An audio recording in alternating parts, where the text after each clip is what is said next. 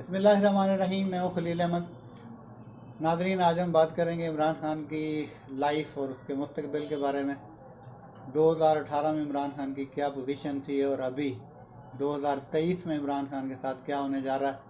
लेकिन आपसे दरख्वास्त ये है कि आप चैनल को सब्सक्राइब करें और कीमती आपके जो फीडबैक हैं उससे भी हमें आगाह करें। आज हमेशा की तरह हमारे साथ मारूफ तजिया निगार राना नवीद इकबाल नून मौजूद हैं, तो उनसे इस बारे में हम थोड़ी सी राय लेंगे। 2018 में जब इमरान खान की एक दफ़ा पॉपुलैरिटी अच्छी थी, इलेक्शन हुआ था, लेकिन जितनी मेजोरिटी उन्हें चाहिए थी वो नहीं ले सके। उसके बाद बहुत सारी उम्मीदें थी अवाम को इमरान खान से। फिर जैसा जैसा टाइम गुजरता गया इमरान खान की जो पॉपुलैरिटी है कम होती गई। इवन कि जब उनके इस दौरे हुकूमत के आखिरी दिन थे तो शायद उस टाइम अगर इलेक्शन हो जाता तो इमरान खान बामुश्किल 14 या 15 सीटें ही जीत पाते। लेकिन फिर पीडीएम बनी, उन्होंने अपनी गलती दोहराई। जैसा भी हुआ, इमरान खान जो है ना एक दफ़ा फिर हीरो बन के उभरे और नज़र आ रहा था उस टाइम पर कि शायद इमरान खान जो है अब अपनी जो उनका पूरी लाइफ है, जो करियर है, उसमें से उनका बेस्ट दौर है कि शायद अब वो बहुत ज़्यादा वोट हासिल कर सकें। इसके बाद फिर जैसे जैसे वक्त गुजरता गया कुछ ना कुछ गलतियां इमरान खान साहब करते गए और फिर ख़ास तौर पे जब पंजाब असम्बली और केपी की असम्बली डिज़ोल्व हुई, उसके बाद कुछ फैसले हुए। तो अब क्या पोजीशन है उनकी, क्या उनका सियासी मुस्तकबिल है, राना नवीद साहब से पूछते हैं। सर, बताइएगा ज़रा इस बारे में कि अभी इमरान खान का जो फ्यूचर आपको नज़र आ रहा है वो कैसा है। खलील भाई, सबसे पहले तो इसके अंदर कुछ चीज़ें समझने की ज़रूरत है इमरान खान के सियासी मुस्तकबिल के हवाले से। सियासी मुस्तकबिल, जैसे आपने सुना होगा, एतजाज़ हसन साहब कहते हैं कि पाकिस्तान में जो है वो कुछ भी पॉलिटिक्स के हवाले से प्रिडिक्ट करना जो है वो नामुमकिन है। आज कुछ है, कल कुछ है। लेकिन इस हवाले से मैं, हमारे उस्ताद हैं, हमारे सीनियर हैं, हमारे उस्ताद हैं हबीब अकरम साहब, उनकी मैं एक बात से कॉन्ट्राडिक्ट करना चाहूँगा। मैं उनकी एक बात पे बिल्कुल मुत्तफिक नहीं हूँ, जो कि उन्होंने आज से कुछ अर्सा पहले अपने एक वीलॉग में कही थी। उन्होंने कहा था कि इस्टेब्लिशमेंट एक वो वाहिद इदारा है, या इस्टेब्लिशमेंट जो है वो एक जो लोग हैं इस्टेब्लिशमेंट के, वो हमेशा पाकिस्तानी पॉलिटिक्स के अंदर उनका कोई ना कोई इंटरफेरेंस, कुछ ना कुछ उनका रहता है अमल दखल। तो जब भी पाकिस्तान में किसी भी सियासी जमात या सियासी लीडर का इस्टेब्लिशमेंट के साथ जब भी कोई मसला होता है, तो उन मसले मसाइल के चलते हुए उसका सियासत के अंदर पहुंच जमाना, कदम रखना और दोबारा से वो इक़्तिदार हासिल कर पाना नामुमकिन सा हो जाता है। तो हबीब अकरम साहब का फरमाना ये था, हबीब अकरम साहब का कहना ये था कि इमरान खान साहब, जो पीपल्स पार्टी है, सॉरी, पीपल्स पार्टी जो है, उनका झगड़ा 35 साल बाद इस्टेब्लिशमेंट से बिल आखिर ख़त्म हो गया और वो इक़्तिदार में आ गई। नून लीग का झगड़ा को 11-12 साल बाद वो भी ख़त्म हो गया। तो इमरान खान साहब ने तो ऐसा कुछ नहीं किया कि उनका झगड़ा ख़त्म ना हो या वो इक़्तिदार में ना आ सके। मैं हबीब अकरम साहब की इस बात को इसलिए डिनाई करता हूँ, इतफाक़ नहीं करता, क्योंकि एक चीज़ समझने की कोशिश करें। ये जो पॉलिटिकल पार्टियां थी ना खलील साहब, इन पॉलिटिकल पार्टियों के पीछे इनकी पूरी पूरी नस्लें थी। पीपल्स पार्टी बेनज़ीर थी, बेनज़ीर के बाद जो है वो अपना उनके जरदारी साहब आ गए, जरदारी साहब के बाद उनका बेटा आ गया, बेटे के बाद अब उनके बच्चे आना शुरू हो जाएंगे। ठीक है। इसी तरह से जो नून लीग थी या मियाँ साहब थे, उनके पीछे भी एक पूरा उनके एक पॉलिटिकल वो ख़ानदान उनका एक चलता आ रहा है। उनके पॉलिटिकल वारसैन उनके जो है ना वो चलते आ रहे हैं। आप देखेंगे नवाज शरीफ साहब थे, मियाँ शरीफ साहब थे, मियाँ शरीफ साहब के बाद नवाज शरीफ साहब, नवाज शरीफ साहब के बाद उनके बच्चे आ गए, मरीम साहिबा आ गई, अच्छा हमजा शहबाज आ गए, सलमान शहबाज आ गए। इस वजह से जो हमारे यहाँ जो जिनको फैसला साज कहा जाता है, डिसीजन मेकर्स जिनको हम कहते हैं, उन फैसला साजों को आप धमकी दे सकते हैं, उनको ज़रा ब्लैकमेल किया जा सकता है कि आज आप हमें दबा लोगे, कल को हमारे बच्चे आएंगे, वो आके जो है ना पॉलिटिक्स के अंदर आपसे पूछ लेंगे, वो कल को आपके लिए मुश्किलात खड़ी करेंगे। इमरान खान साहब का ऐसा कुछ भी सिस्टम नहीं है, क्योंकि पहले दिन से इमरान खान साहब ने ये अनाउंस किया कि जी मेरे बच्चों का सियासत से कोई ताल्लुक नहीं, और ना ही तहरीक इंसाफ का मोर्सी सियासत से कोई ताल्लुक है। ठीक है। मैं हूँ चेयरमैन, मेरे बाद जो है, जो अहल होगा, जो ज़्यादा कॉम्पिटेंट होगा, वो आके पार्टी का चेयरमैन बन जाएगा।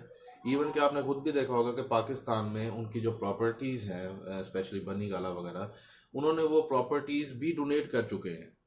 वो फ्लाई इदारे को, अपने फ्लाई इदारों को वो प्रॉपर्टीज़ डोनेट कर चुके हैं।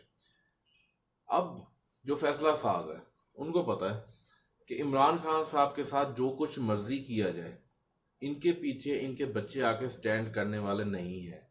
या इमरान खान ने जो एक जनरेशन जो एक डेवलप की है इस मुल्क के अंदर, जो कि मोरसी सियासत को बुरा समझती है, अगर कल को कहीं से भी इमरान खान साहब के बच्चे आके उन्होंने क्लेम भी किया पार्टी पर, तो इमरान खान साहब के चाहने वाले उनको एक्सेप्ट नहीं करेंगे।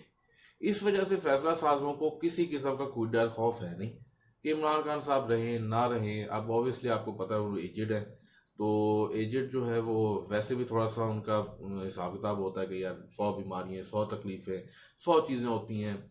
साथ साथ जो है वो कोशिश भी की जा रही है कि उनको 2024 तक का सूरज ना दिखाई दिया जाए, ना देख सके वो। तो कत्ल की भी उनकी साजिशें हो रही हैं इंटरनेशनल इस्टेब्लिशमेंट्स की तरफ से, और जिसका एतराफ़ आपको पता खुद राना सनाउल्लाह साहब भी कर चुके हैं। इसलिए जो हमारे मुल्क की पॉलिटिकल एलीट है या फैसला साज है या जिनके स्टेक्स है, पॉलिटिकल स्टेक्स हैं, उनको पता है कि इमरान खान साहब के बाद जो है इस मुल्क के अंदर इस सियासत को या पीटीआई को आगे लेकर चलने वाला कोई भी नहीं होगा।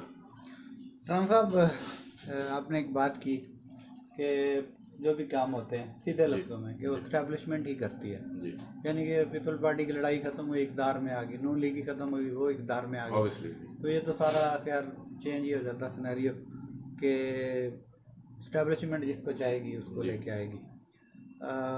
इससे कुछ इत्तेफाक करते हैं लोग और कुछ नहीं करते।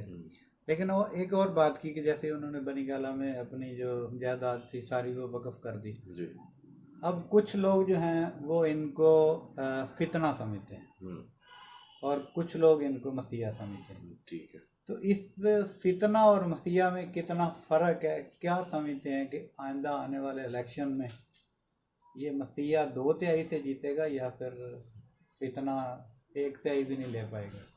देखें खलील भाई, इसमें ना हम बात करते हैं फितने की, ना करते हैं बात मसीहाई की। इमरान खान साहब के दौरे हुकूमत में जो हालात थे, जो हमारे माशी सूरत हाल थी, या कोविड के दरमियान में हमारे जो मुल्क के हालात थे, वो सबके सामने है। तो मेरे ख्याल में अगर हम उन फिगर्स को आज के फिगर्स के साथ जो है वो अगर देख लें, ठीक है, साइड बाय साइड रख के देख लें, तो मेरे ख्याल में उस टाइम हमारे मुल्क के बहुत बेहतर हालात थे। ठीक है, और जो मुल्क के हालात बेहतर रखेगा ऑब्वियसली वो लोगों को मसीहा ही लगेगा। यहाँ पर बात आप कर रहे हैं 2/3 अक्सरियत की, और पीटीआई के बहुत सारे लोग और पीटीआई के बहुत सारे फॉलोअर्स इस चीज़ पे बड़ा दुखी होंगे मेरी बात को सुन के, लेकिन मैं वो बात कर रहा हूँ जो कि फैक्ट्स पे बेस करती है। इमरान खान साहब 2/3 अक्सरियत नहीं ले पाएंगे आइंदा आम इंतखाबात में, उनके लिए बहुत मुश्किल होगा। अगर कहीं से कोई इंटरवेंशंस ना हुई तो शायद पॉसिबल है, अदरवाइज 2/3 अक्सरियत उनके लिए बहुत मुश्किल है। उसकी रीज़न मैं आपको समझाता हूँ। उसकी सबसे बड़ी रीज़न जो है वो है इमरान खान साहब का वोटर। इमरान खान साहब का वोटर उस क्लास से बिलोंग करता है जो क्लास हफ्ते में 6 दिन जो है वो वर्किंग क्लास आप उसको कंसीडर करते हैं, 9 to 6 वाली वो क्लास है, सुबह 9 से लेकर 6 बजे तक काम करने वाली, जॉब करने वाली या बिजनेस अपना छोटा मोटा करने वाली। इस क्लास के लिए कोई इन्जॉयमेंट और कोई लाइफ के अंदर कोई बहुत ज़्यादा घूमना फिरना या ये चीज़ें उनके लिए नहीं है। उनके लिए एक छुट्टी भी जो है वो बहुत ज़्यादा मतलब रखती है। तो वो छुट्टी जब वो बेशक इलेक्शन की सूरत में भी क्यों ना हो, इलेक्शन डे की सूरत में भी क्यों ना हो, इनके चाहने वालों की वो जमात जो है वो इलेक्शन डे पे बाहर ही नहीं निकलती। मैं आज आपको चैलेंज करता हूँ, 2018 में भी इमरान खान इतना ही पॉपुलर था कि उसको 2/3 अक्सरियत आराम से मिल जाती, लेकिन इमरान खान साहब 2018 में 2/3 अक्सरियत लेने में नाकाम क्यों हुए? सिर्फ और सिर्फ इस वजह से कि वो क्लास, वो मिडिल क्लास, वो अपर मिडिल क्लास और वो अपर क्लास जो कि इमरान खान की सपोर्टर है, वो वोट देने के लिए अपने घरों से बाहर नहीं निकले। 2/3 अक्सरियत के अंदर खलील भाई जो दूसरी सबसे बड़ी रुकावट है वो इमरान खान की अपनी टीम है, उनके अपने वर्कर्स हैं, उनके अपने जो सिलेक्ट करदा लोग हैं वो हैं। मैं आपको छोटी सी एग्जांपल देता हूँ। 25 मई को इमरान खान साहब यहाँ पर इस्लामाबाद के अंदर एक धरना लेकर आ रहे थे। उस धरने के अंदर मुख्तलिफ इलाकों से मुख्तलिफ लोग, उनके वर्कर्स चले, यहाँ पर पहुँचे, उनके लिए मार खाई, उनके लिए स्ट्रगल की यहाँ पर, लेकिन उन्हीं में से यानी कि जो आप टोटल ओवरऑल पाकिस्तान में अगर बात करें तो 60% उनके वो लीडरान, वो सबका MPs, मौजूदा MPs या MPs के उम्मीदवार अब आने वाले इलेक्शनों में, वो ऐसे कुछ लोग थे जिन्होंने खुद ही पुलिस के हवाले किया, 4-4, 5-5 दिन जेलों में खुद उन्होंने वहाँ पे A क्लास फैसिलिटीज़ जो है वो एंजॉय की और चुप करके अपने इलाकों में बैठे रह गए ताकि हमें वहाँ पर जाके मारे ना खानी पड़े। अब जब इलेक्शन आ रहे हैं, सब एक दूसरे के पर काटने पर लगे हुए हैं। किसी भी इलाके में, किसी भी ज़िले के अंदर, किसी भी तहसील के अंदर आप चले जाएं, वहाँ पर एक MPA की सीट के ऊपर 6-6, 8-8, 9-9 लोग जो हैं वो विलिंग हैं कि हम लोग इलेक्शन लड़ें, इमरान खान साहब हमें टिकट दें। अब वो टिकट के चक्कर में एक दूसरे के पर काटने में लगे हुए हैं। हर एक शख्स के साथ कोई 100, कोई 50, कोई 200, कोई 400, कोई 500, कोई 1000, 2000 वर्कर्स PTI से रिलेट करते हैं जो कि उनके साथ है। उनकी वफादारी इमरान खान साहब के साथ तो है ही हैं, लेकिन उन उम्मीदवारों के साथ भी उनकी वफादारियाँ हैं। किसी के 10,000 वोट हैं, किसी के 5,000 वोट हैं, किसी के 15,000 वोट हैं, किसी के 20,000 वोट हैं। वो उन वोट्स को कंबाइन करके खान साहब के सामने रखने के बजाय वो आपस में एक दूसरे से उलझ रहे हैं कि हमें टिकट मिले और हमें टिकट मिले। और इवेंचुअली होना ये है कि लेट्स सपोज खान साहब ने आपको टिकट दे दी, मुझे नहीं दी, तो मैंने गुस्से में क्या करना है कि मेरा जो 5,000 वोट है या 10,000 वोट है वो मैंने खान साहब के मुखालिफ उम्मीदवार को डलवा देना है, अपनी पावर शो कराने के लिए, अपनी स्ट्रेंथ शो कराने के लिए। और ये चीज़ें, ये वो रियलिटीज़ हैं, ये वो हार्श रियलिटीज़ हैं जो कि इमरान खान साहब की 2/3 अक्सरियत की राह में बहुत ज़्यादा हायल है और उनको 2/3 अक्सरियत हासिल करने में उनको बहुत ज़्यादा मुश्किलात होंगी। इसी चीज़ का एक नमूना आपने, इन्हीं 2 फैक्ट्स का एक नमूना अभी बल्दियाती इलेक्शंस में आप कराची के देख चुके होंगे कि वहाँ पे उम्मीदवारों के आपस की टसल और इमरान खान के जो वोटर्स थे उनके बाहर ना निकलने की वजह से आप बल्दियाती इलेक्शन कराची जैसे शहर का आप हार चुके। राना साहब बहुत अच्छा दिया था खैर। और नाज़रीन एक चीज़ मैं आपको बताता चलूँ, जो भी फैक्ट्स हों, जो भी फिगर हों, अलग बात है, पॉइंट ऑफ व्यू एक अलग चीज़ है और ग्राउंड रियलिटी एक अलग चीज़ है कि वहाँ ग्राउंड में कुछ भी हो रहा है। बहरहाल दूसरी तरफ ये है कि राना साहब के जितने तजज़िये थे उसमें से काफ़ी सारे जो है ना वो वक्त से पहले ही वो बता दिया करते हैं कि ये ऐसा होने वाला है।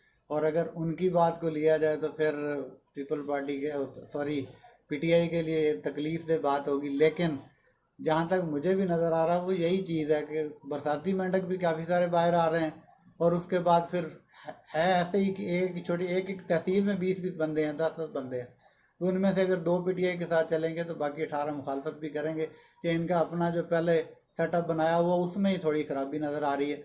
बहरहाल इलेक्शन जो है वो आने वाले हैं और अभी शायद ये इलेक्शन कमीशन ऐलान कर ही दे तो पता चल जाएगा कौन जीता कौन नहीं जीता। इंशाल्लाह नेक्स्ट ब्लॉग के साथ फिर हाज़िर होते हैं। आप मेरे चैनल का ख्याल रखिएगा।